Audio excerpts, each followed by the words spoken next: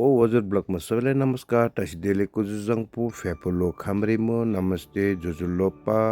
अनि छ्याछालो भन्दै सबैलाई आज फेरि अब अस्ति मैले भनेको आँखाको सेटिङ कसरी त्यो देखाउने छु र आँखामा पहिला लाइट कलरले कोरेर है आँखाको टक्क सेप मिलाएर कोरेर त्यो लाइट अरेन्जले मजाले पानी कलर अरेन्जले चाहिँ साइड साइडको आँखाको साइडमा रातो हुन्छ नि त्यो चाहिँ तपाईँले मजाले सेडिङ गर्नुपर्छ पहिला है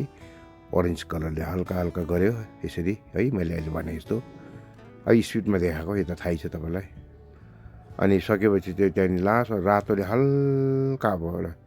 ओरेन्जले सकेपछि रातो हल्का टिक्कै छोएर क्या अब चाहिँ रातोले गर्छ हेर्नुहोस् है हो रातोले अब हल्का अलिकति रातोले चिटिक्कै मात्रै छुने ज्यादा होइन हो त्यसरी गर्नुपर्छ इटी पहिला ओरेन्जले सकेर चाहिँ रातो चिटिक्कै मात्रै छुने क्या रातो जाँदा पनि फेरि आँखा रातो आँखा रिसा कस्तो देख्छ नि अनि एकदम हो होइन मात्रै रातो अलिक चिटिक्कै पारेर चाहिँ साइज मिलायो त्यहाँदेखि चाहिँ तपाईँको अब मजाले मिलाइसकेपछि त्यहाँदेखि अब दुइटाको बराबर भयो भएन त्योहरू अहिले भइहाल्छ त्यहाँदेखि चाहिँ तपाईँले मजाले मुनिपट्टिबाट पनि सेडिङहरू गरेर मिलाउनुपर्छ ओठहरू रातोहरू बनाएर है यो चाहिँ डुक्कर भन्छ यो चाहिँ हामीलाई एकदम नराम्रो यस्तो बाधा भएर चाहिँ रोक्छ भन्छ नि है केही भगवान हो नराम्रोबाट चाहिँ बाधाहरू गरेर सबैबाट चाहिँ प्रोटेक्ट गर्ने देवी हो डुक्करले चाहिँ छाता बोकेको हुन्छ र भन्दै तपाईँलाई अब आँखाको तपाईँलाई म देखाउने छु आँखाको दाना कसरी गर्छ अब आँखाको दाना गर्नलाई चाहिँ पहिला कालो लगाउनु पर्यो कालो लगाएर चाहिँ त्यहाँदेखि तपाईँले चाहिँ पहिला चाहिँ कालो मजाले दल्नु पऱ्यो हो त्यहाँदेखि चाहिँ मजाले अलिक आँखाहरू हेर्नु पऱ्यो कता कता मिलेको छैन अलिअलि मिलाउनु पर्छ पहिला आँखाको दाना लगाइसक्यो कालो है अब तपाईँले चाहिँ त्यहाँदेखि चाहिँ उयो गर्नु होला भित्र नमिलेको मिलाउनु पर्छ अब सुन लाउँदा पनि मिलाउँछ यो चाहिँ हो सानो ठुलो कता हुन्छ मिलाउनुपर्छ र अब त्यो भित्र चाहिँ तपाईँले ग्रे कलरले मिलाउनुपर्छ अब यो स्पिडमा देख्दैछ यो स्पिडमा चाहिँ गरेको होइन ग्रे कलरले मिलाउनु पऱ्यो है त्यहाँदेखि यो मिलाइसकेपछि चाहिँ फेरि त्यति मात्रै हुँदैन बाहिरबाट पनि कालोले अलिकति सेडिङ हिर्काउनुपर्छ त्यसले गर्दा फेरि कालोले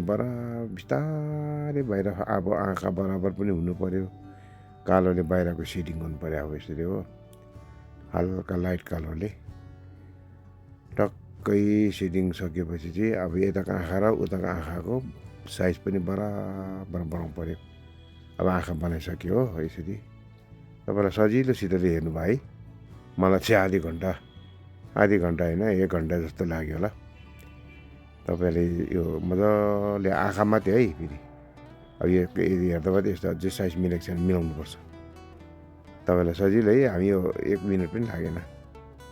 अब यो यसरी मिलाउनुपर्छ अब आँखा पनि बनाइसक्नु आँटेँ मैले हो यसो टक्कै चिटिक्कै भरेर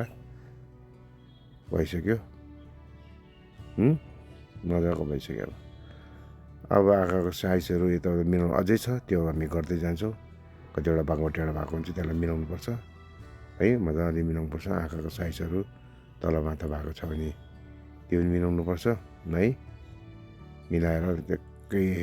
दामी बनाउनुपर्छ फेरि आँखाको साइज मिलेन भने राम्रो देख्दैन नि त हो अब परेलामा हल्का है मिलाउनु पऱ्यो परेलाहरू पनि त्यहाँदेखि चाहिँ तपाईँको चाहिँ अब परेलामा लाइट पनि कोर्ने हुन्छ लाइट पनि कोर्ने है